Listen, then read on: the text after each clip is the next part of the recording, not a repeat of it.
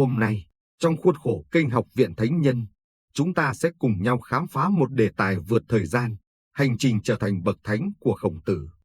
Đây là nội dung liên đới đến trí tuệ Phật Pháp ứng dụng đời thường, bởi lẽ trí tuệ của các bậc giác ngộ, dù là Phật giáo hay Nho giáo, đều quy về một mối, giúp con người ta sống an lạc và sáng suốt hơn. Hãy bắt đầu với một nghịch lý có thể khiến bạn bất ngờ. Khổng Tử trở thành bậc thánh không phải vì ông sinh ra đã là thánh, mà chính bởi vì ông đã trải qua muôn vàn thất bại, khinh miệt và những lần cùng khổ tưởng chừng không lối thoát. Sự vĩ đại của ông được rèn giũa từ trong lò lửa của những đau khổ mà một con người bình thường khó có thể gặp phải. Nếu bạn đang cảm thấy cuộc đời mình có quá nhiều trắc trở, nếu bạn từng thất bại và nghi ngờ về giá trị của bản thân, thì câu chuyện về hành trình từ một người thất thế trở thành vạn thế sư biểu của Khổng Tử chính là dành cho bạn. Hãy xem hết video này, vì những bài học ứng dụng được rút ra từ cuộc đời ông sẽ cho bạn chìa khóa để biến nghịch cảnh thành bàn đạp, biến thất bại thành trí tuệ. Câu chuyện này không chỉ là về một con người bình thường vượt lên số phận, mà còn là về cách một tâm hồn đầy lòng nhân ái đã biến khổ đau thành trí tuệ, biến nghèo khó thành sự giàu có tinh thần vô tận.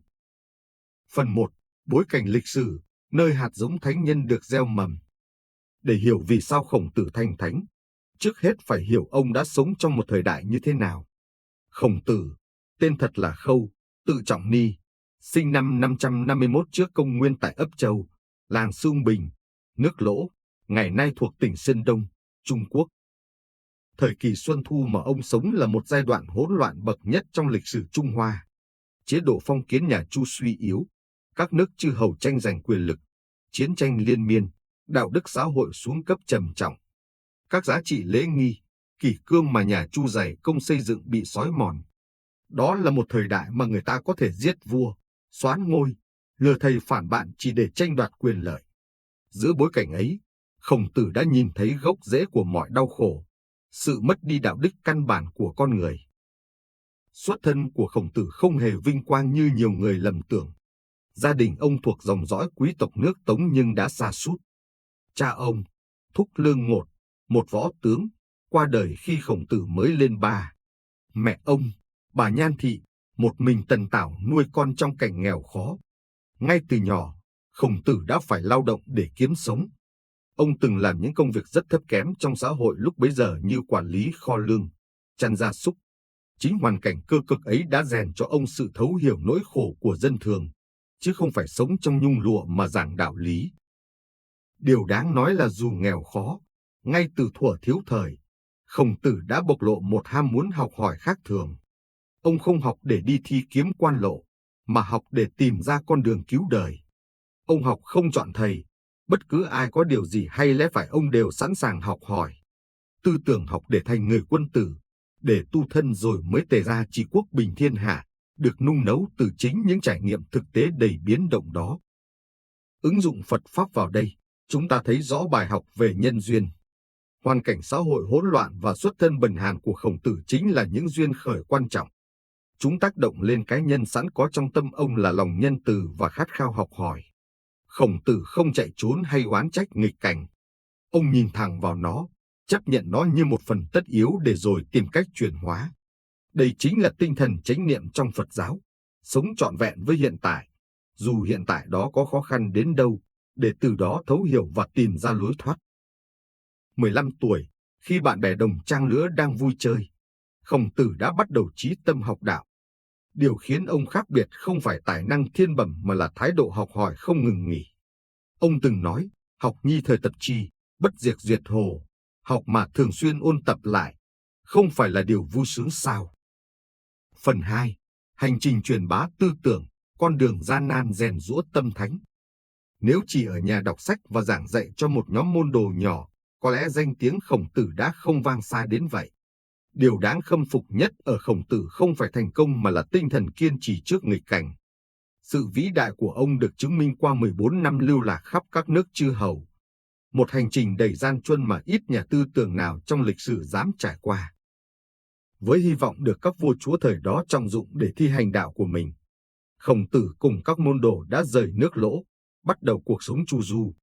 Đây là một quyết định cực kỳ mạo hiểm vào thời điểm đó. Nhưng ông sẵn sàng chấp nhận hiểm nguy vì một lý tưởng lớn hơn. Trong suốt hành trình, ông và các học trò của mình đối mặt với vô vàn khó khăn. Họ từng bị vây khốn ở đất khuông, tưởng chừng không thoát được. Có lúc họ bị đói đến mức không còn gì để ăn, nhiều môn sinh ngã lòng. Nhưng Khổng Tử vẫn giữ được phong thái điềm tĩnh, tiếp tục giảng đạo, đàn hát. Sự kiện nổi tiếng nhất là khi bị cướp mất lương thực ở biên giới nước Trần và nước Sái, đoàn của ông suýt chết đói. Thay vì hoảng sợ, ông dùng chính hoàn cảnh này để dạy cho học trò về đạo của người quân tử, dù trong cảnh ngộ nào cũng không được rời bỏ nhân cách. Lúc bị vây khốn ở nước Trần đến mức môn đệ đói là không đi nổi. Tử Lộ buồn bã hỏi, người quân tử cũng có lúc cùng khốn phải không? Khổng Tử trả lời, người quân tử gặp khi cùng khốn thì cố giữ gì chịu đựng.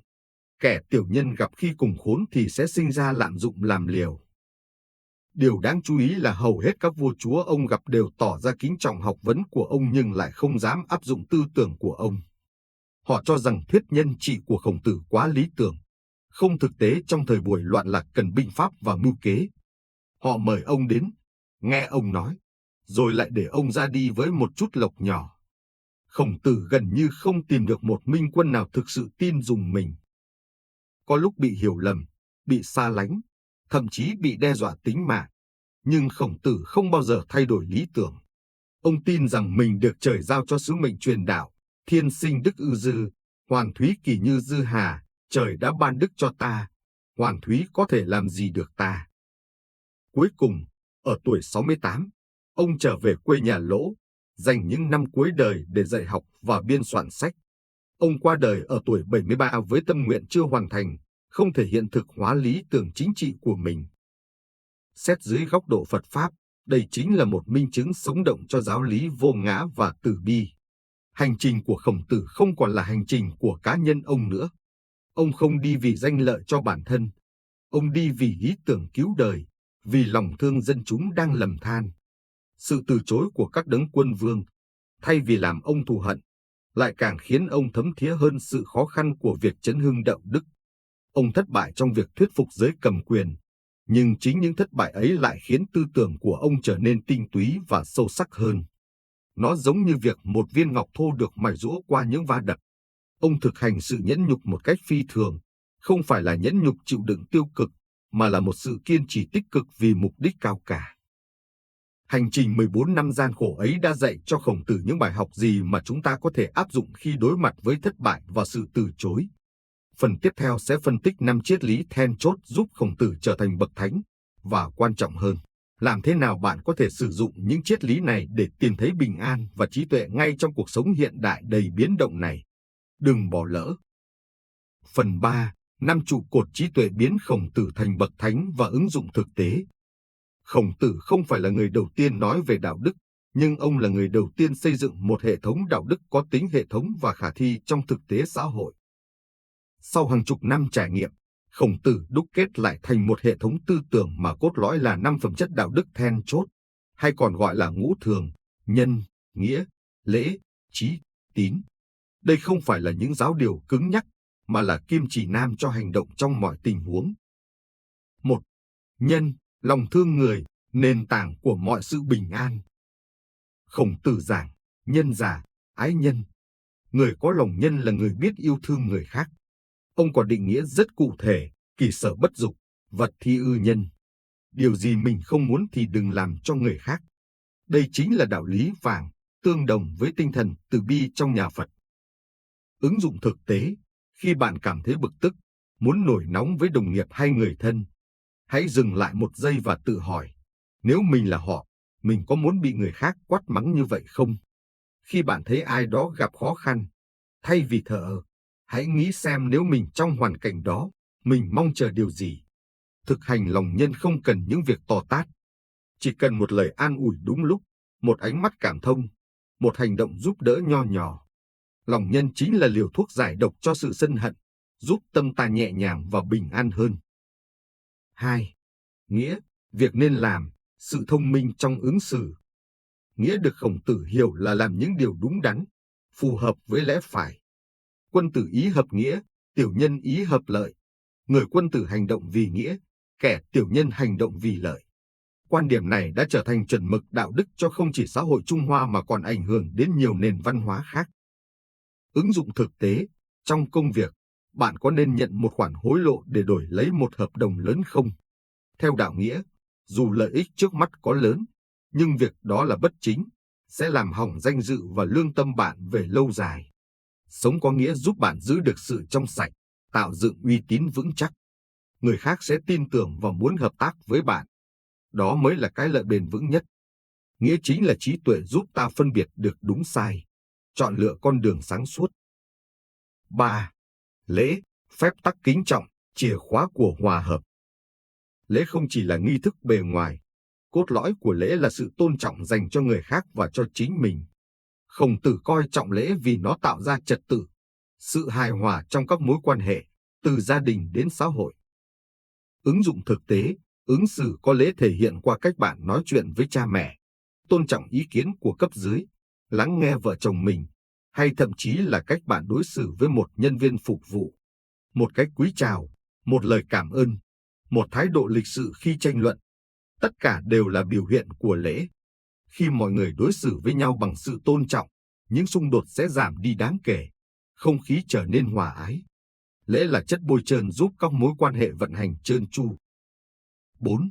Trí, sự hiểu biết sáng suốt. Trí không chỉ là kiến thức sách vở.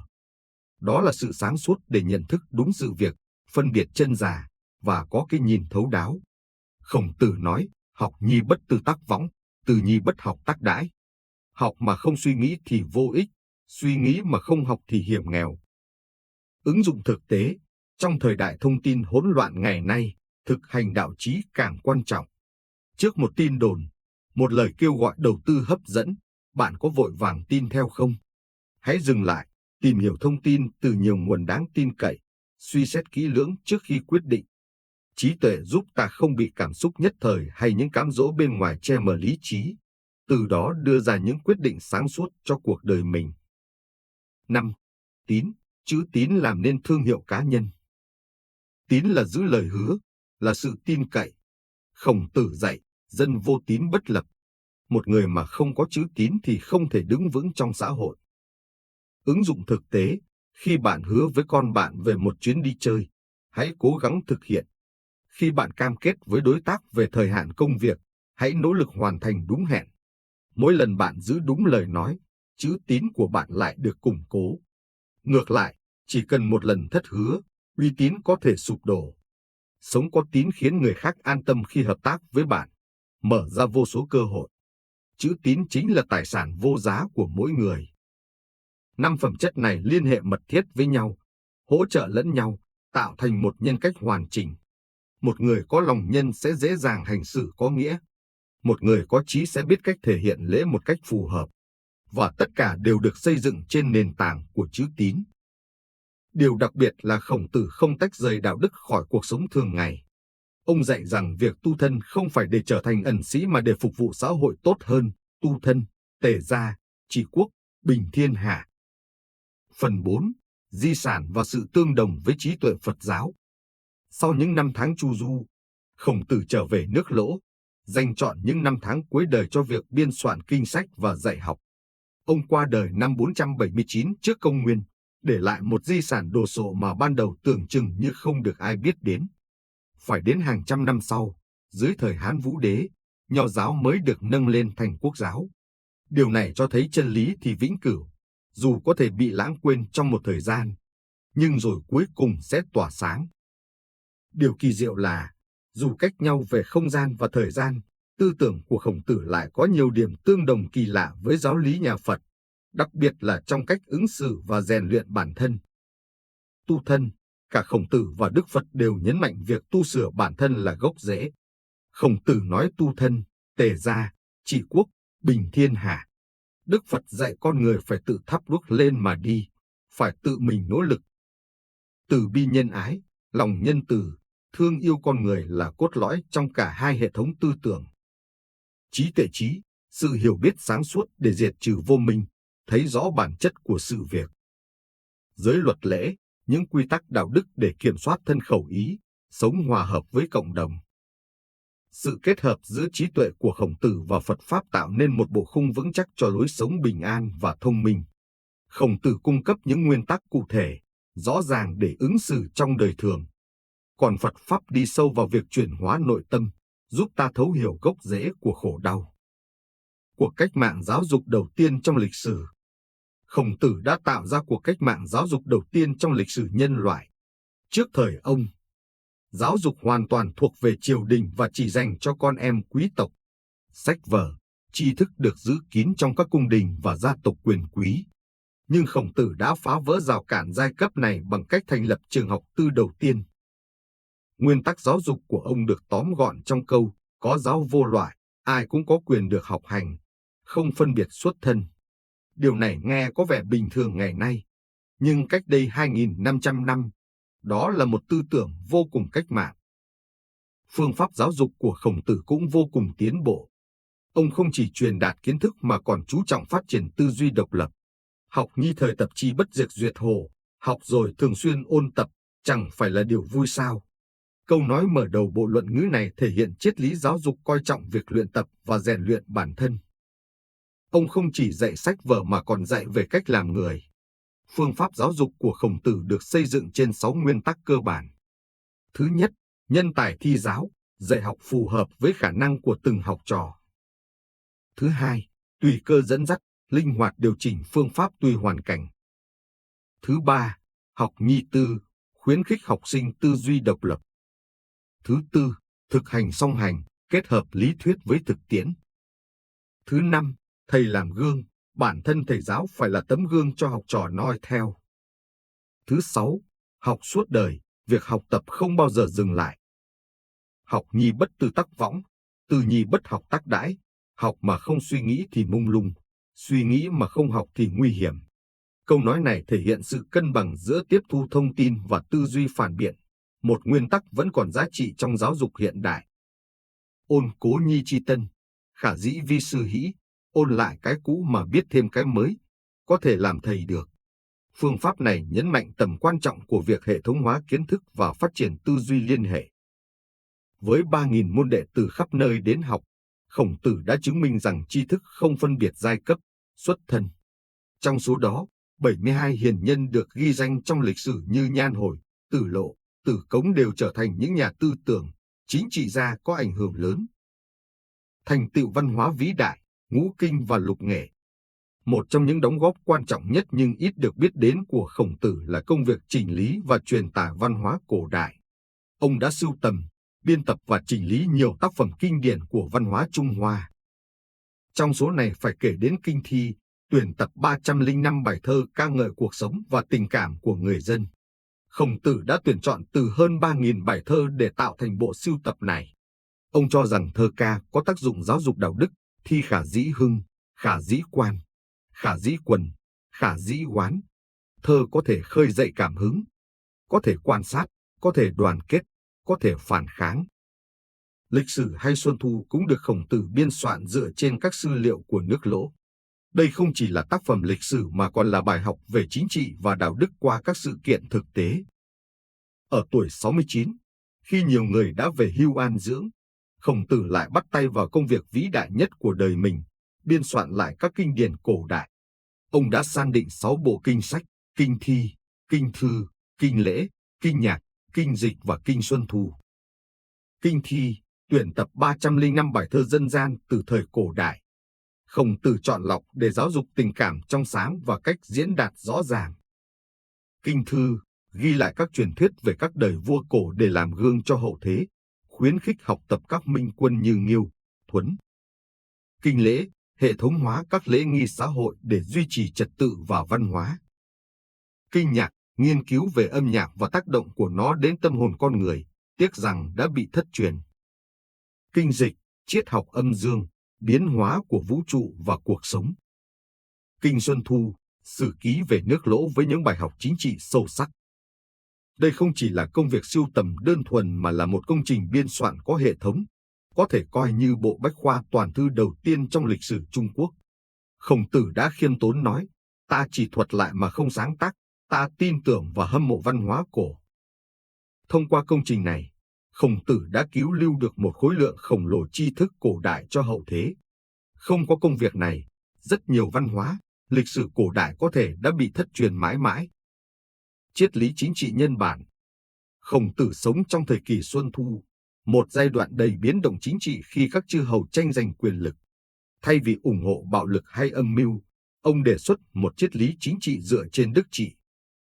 Dân vi quý, xã tắc thứ chi, quân vi khinh, dân là quý nhất, đất nước đứng thứ hai, vua chúa là nhẹ nhất. Quan điểm này của Khổng Tử có tính tiến bộ vượt thời đại. Trong bối cảnh các vua chúa tự coi mình là con trời, việc đặt dân chúng lên hàng đầu là một tuyên bố cách mạng. Ông cũng đề xuất nguyên tắc chính danh, tức là mọi thứ phải đúng với bản chất của nó. Danh bất chính tắc ngôn bất thuận, tên gọi không đúng thì lời nói không thuận. Nguyên tắc này yêu cầu người cầm quyền phải xứng đáng với vị trí của mình, không thể chỉ dựa vào thế lực hay thừa kế. Triết lý sống cân bằng.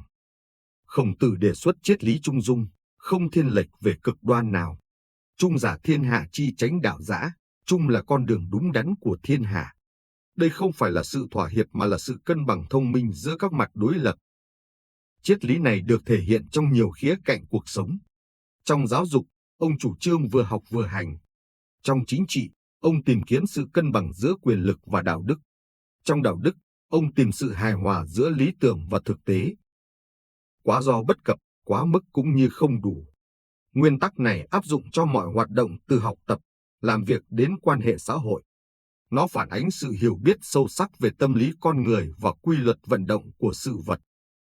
Mô hình quan hệ xã hội lành mạnh.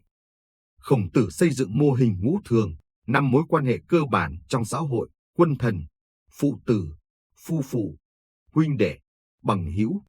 Mỗi mối quan hệ đều có những nghĩa vụ và quyền lợi tương ứng. Quan hệ quân thần được xây dựng trên nguyên tắc trung và khoan. Quân xử thần dĩ lễ, thần sự quân dĩ trung, vua đối với thần dùng lễ, thần phụng sự vua dùng trung. Đây không phải là sự phục tùng mù quáng mà là mối quan hệ có đi có lại. Quan hệ phụ tử dựa trên hiếu và từ. Phụ tử tử hiếu, cha tử con hiếu. Khổng Tử coi hiếu là đức tính cơ bản của con người, nguồn gốc của mọi đức tính khác. Quan hệ phu phụ được xây dựng trên nguyên tắc tương kính tương ái. Quan hệ huynh đệ dựa trên tế và thúc. Quan hệ bằng hữu dựa trên tín và thành. Tại sao Khổng Tử trở thành thánh nhân? Thứ nhất, tính cách nhân hậu và khiêm tốn. Khổng Tử sống giản dị, chân thành với mọi người. Ông từng nói, tam nhân hành, tất hữu ngã sư yên, 3 người cùng đi, ắt có người là thầy ta. Tính khiêm tốn này đã khiến mọi người kính trọng và tin tưởng ông. Thứ hai, lòng yêu thương con người vô điều kiện. Khổng Tử không phân biệt giai cấp, xuất thân khi dạy học. Ông từng nói, có giáo vô loại, ai cũng có quyền được giáo dục. Tình yêu thương của ông dành cho tất cả mọi người, không có ngoại lệ. Thứ ba, triết học thiết thực gắn liền với đời sống. Khác với những triết gia trừu tượng, Khổng Tử luôn hướng dẫn con người cách sống tốt trong hiện tại. Những lời dạy của ông đều có thể áp dụng ngay vào cuộc sống hàng ngày. Một khía cạnh thú vị trong tư tưởng Khổng Tử là thái độ đối với tâm linh và tôn giáo. Ông không phủ nhận sự tồn tại của thế giới tâm linh nhưng cũng không sa vào mê tín dị đoan. Kính quỷ thần nhi viễn chi, kính thờ quỷ thần nhưng giữ khoảng cách. Thái độ này thể hiện một triết lý sống thực dụng nhưng không thiển cận. Khổng Tử quan tâm đến cuộc sống hiện tại nhưng không bác bỏ các giá trị tinh thần. Chưa chi sinh, diễm chi tử, chưa biết rõ về sống, làm sao biết về chết. Ông tập trung vào việc sống tốt hơn là lo lắng về những điều không thể biết chắc. Thứ tư, tinh thần kiên trì không bỏ cuộc. Dù gặp bao nhiêu khó khăn, Khổng Tử không bao giờ từ bỏ lý tưởng. Ông đã chứng minh rằng một người có thể thay đổi thế giới bằng lòng kiên trì và tình yêu thương. Di sản văn hóa vĩ đại. Khổng Tử đã cứu lưu và truyền lại cho hậu thế kho tàng văn hóa cổ đại vô giá. Nếu không có ông, rất nhiều tinh hoa văn hóa có thể đã bị thất truyền. Khổng Tử đã trở thành bậc thánh không phải vì ông có phép màu siêu nhiên mà vì những đóng góp thiết thực và sâu sắc cho nền văn minh nhân loại. Từ việc dân chủ hóa giáo dục đến xây dựng hệ thống đạo đức, từ triết lý chính trị nhân văn đến phương pháp học tập khoa học, mọi đóng góp của ông đều hướng đến mục tiêu cao cả, tạo dựng một xã hội tốt đẹp hơn. Di sản của Khổng Tử không phải là những giáo điều cứng nhắc mà là những nguyên tắc sống linh hoạt, có thể thích ứng với mọi thời đại. Trong thế giới hiện đại đầy thách thức, chúng ta vẫn có thể tìm thấy trong tư tưởng Khổng Tử những định hướng quý báu cho cuộc sống cá nhân và phát triển xã hội. Sự vĩ đại của Khổng Tử không chỉ nằm ở những lời dạy khôn ngoan mà còn ở việc ông đã chứng minh rằng một con người bình thường, với ý chí và lý tưởng cao đẹp, hoàn toàn có thể để lại dấu ấn bất diệt trong lòng nhân loại. Đó chính là bài học lớn nhất mà bậc thánh nhân này để lại cho chúng ta. Ảnh hưởng xuyên suốt 2.500 năm. Sau khi Khổng Tử qua đời, tư tưởng của ông không chết mà còn sống mãi và phát triển. Từ thời Hán Vũ Đế, Nho giáo trở thành tư tưởng chính thống của Trung Quốc trong suốt hơn 2.000 năm. Tư tưởng Khổng Tử không chỉ ảnh hưởng đến Trung Quốc mà còn lan rộng ra các nước Đông Á như Việt Nam, Hàn Quốc, Nhật Bản. Ngày nay, nhiều nước vẫn tổ chức các lễ hội tưởng nhớ Khổng Tử như Ngày Nhà giáo. Từ thời Tần Thủy Hoàng, dòng họ Khổng được phong tước và cấp thái ấp để lo việc thờ tự Khổng Tử. Tước hiệu này tồn tại liên tục qua các triều đại cho đến tận ngày nay, chứng tỏ sự tôn kính của dân tộc Trung Hoa đối với vị thánh nhân. Theo sách kỷ lục Guinness, gia tộc họ Khổng được ghi nhận là dòng dõi có lịch sử lâu dài nhất thế giới với 86 thế hệ con cháu trải dài 2.500 năm. Những câu nói bất hủ vẫn sống mãi. Lời dạy của Khổng Tử đã trở thành những châm ngôn sống của hàng triệu người. Học nhi thời tập chi, bất diệt duyệt hồ, học và thường xuyên ôn tập, chẳng phải là niềm vui sao? Chi chi giả bất như hảo chi giả bất như lạc chi giả, biết không bằng thích, thích không bằng yêu. Tam nhân hành, tất hữu ngã sư yên, ba người cùng đi, ắt có người là thầy ta. Kỳ sở bất dục, vật thi ư nhân, điều gì mình không muốn, đừng làm cho người khác. Những câu nói này không chỉ là triết lý mà đã trở thành chuẩn mực đạo đức cho hàng tỷ người trên thế giới. Khổng Tử trong mắt thế giới hiện đại. Ngày nay, khi thế giới đang đối mặt với nhiều thách thức về đạo đức, giáo dục, xã hội, tư tưởng của Khổng Tử lại càng có ý nghĩa. Nhiều quốc gia đã thành lập các viện Khổng Tử để truyền bá văn hóa và triết lý của ông. Ngay cả các lãnh đạo hiện đại cũng trích dẫn lời dạy của Khổng Tử. Chủ tịch Tập Cận Bình từng nói, người cai trị bởi đạo đức thì như sao bắt đầu, Khổng giáo suốt mấy nghìn năm đã giữ vững địa vị của nó. Trong thời đại công nghệ số, khi con người dễ bị cuốn vào vòng xoáy vật chất, những giá trị nhân văn mà Khổng Tử đề ra như lòng nhân ái, sự khiêm tốn, tinh thần học hỏi lại càng trở nên quý báu. Bài học từ cuộc đời Khổng Tử. Khổng Tử đã chứng minh rằng không cần sinh ra trong gia đình giàu có hay có địa vị xã hội cao. Một con người vẫn có thể trở thành vĩ nhân nếu có lòng yêu thương con người chân thành, tinh thần học hỏi không ngừng nghỉ, ý chí kiên trì trước mọi khó khăn, sự khiêm tốn và chân thành. Mục tiêu sống vì cộng đồng, vì xã hội. Ông đã biến những khổ đau, nghịch cảnh thành động lực để phát triển bản thân và cống hiến cho xã hội. Đây chính là bài học quý giá nhất mà Khổng Tử để lại cho chúng ta. Kết luận, Khổng Tử không phải là một vị thánh xa xôi, cách biệt với đời thường, không phải vì phép màu hay thiên tài siêu việt. Ông là một con người bằng xương bằng thịt, với những thất bại, nỗi đau và khát khao cháy bỏng. Ông trở thành thánh nhân vì ông đã sống một cuộc đời ý nghĩa, cống hiến hết mình cho giáo dục và sự nghiệp truyền đạo, biến những trải nghiệm đời mình thành bài học cho nhân loại. Từ một đứa trẻ mồ côi cha, nghèo khó phải làm thuê, ông đã vươn lên trở thành thầy giáo của 3.000 môn đệ, nhà tư tưởng có tầm ảnh hưởng đến tận ngày nay. Điều này chứng minh rằng xuất thân không quyết định tương lai, mà chính thái độ sống và lý tưởng cao đẹp mới là những gì tạo nên một con người vĩ đại. Khổng Tử đã dạy chúng ta rằng sự bất tử thực sự không nằm ở thể xác mà ở tinh thần, không ở của cải mà ở tri thức và đạo đức để lại cho đời. 2.500 năm qua, thể xác của ông đã trở về cát bụi, nhưng tinh thần, tư tưởng của ông vẫn sống mãi, vẫn soi sáng con đường cho hàng triệu con người trên khắp thế giới. Đó chính là lý do tại sao Khổng Tử xứng đáng được gọi là bậc thánh nhân, không phải vì ông hoàn hảo, mà vì ông đã chọn cách sống vì người khác, vì xã hội, và để lại những giá trị vĩnh cửu cho nhân loại. Sự bình an và trí thông minh trong ứng xử không phải là thứ có sẵn. Nó là kết quả của một quá trình rèn luyện không ngừng nghỉ. Bạn hoàn toàn có thể bắt đầu ngay hôm nay, từ những việc nhỏ nhất. Bạn đã sẵn sàng áp dụng những bài học từ cuộc đời của Khổng Tử vào cuộc sống của mình chưa? Hãy bắt đầu từ hôm nay bằng cách yêu thương nhiều hơn, học hỏi nhiều hơn và sống có ý nghĩa hơn. Đăng ký theo dõi kênh Học viện Thánh Nhân để tiếp tục khám phá những bài học sâu sắc từ các bậc thánh hiền, giúp bạn tìm ra lối sống bình an và cách ứng xử thông minh trong cuộc sống hiện đại. Nhấn nút đăng ký và chuông thông báo ngay hôm nay để không bỏ lỡ những video hữu ích tiếp theo.